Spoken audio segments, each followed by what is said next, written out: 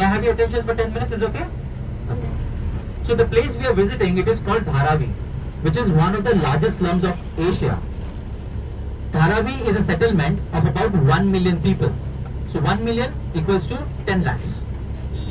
Okay? So Dharavi is a settlement of about 1 million people spread across 175 hectares of land. 175 hectares, you can also call it as 2 square kilometer of land, or 500 soccer fields put up together. I'm just giving you a reference. Okay, 500 soccer fields put up together, that can be also 2 square kilometer of land. Which is very small for Which is very people. small. Yeah. Do you know the density? Do you know what is density? The number of people in each square kilometer, that is what called density. So the density population, it is estimated that it's nearly like more than 500,000 people, like 5,70,000 people per square kilometer. That is how densely populated Dharavi is. And to give you some ideas, what are we going to do on this tour? So we have framed this tour in certain way that this is not a poverty show. It is an educational walk and a bit of cross-culture experience. So we will spend our time in 2 sections. In the first section, we will visit the commercial area, where we'll see a lot of businesses happening. It is estimated that there are nearly 5,000 small-scale businesses exist in Dharavi. The major category of the businesses are plastic recycling, leather making, food making, pottery industry, and textile. So these are the 5 major categories. And you'll be very amazed to hear that the annual turnover of goods and services getting manufactured inside Dharavi is estimated to be $1 billion worth of business. Do you know how big $1 billion can be? Not 100 crores. No, 8,300 crores of 8,400 crores. That is a very big number. Yes? $1 is equal to.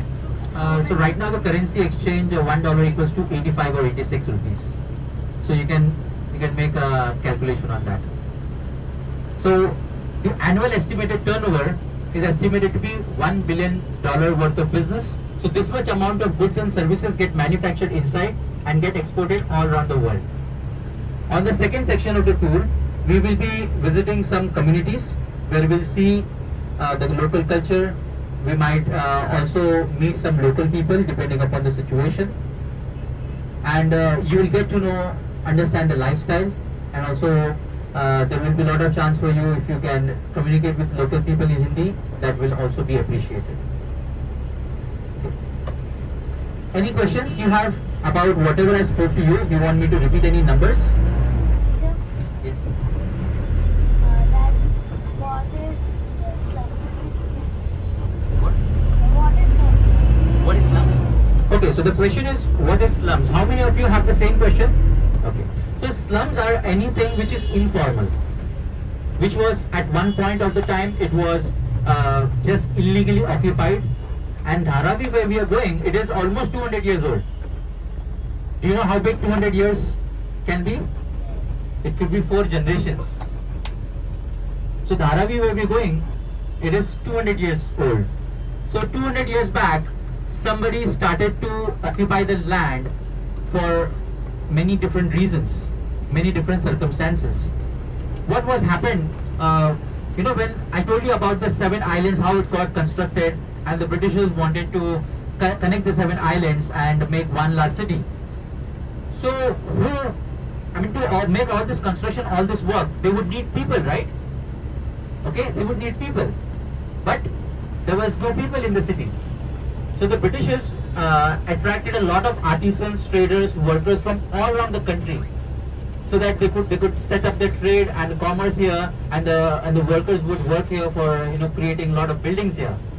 So those people, when they came to the city, they easily found jobs in some construction sites, or they did some small or big businesses. But the people who are the traders and artisans, they could buy the land and they could buy the houses. But the labor class workers, they didn't have any facilities.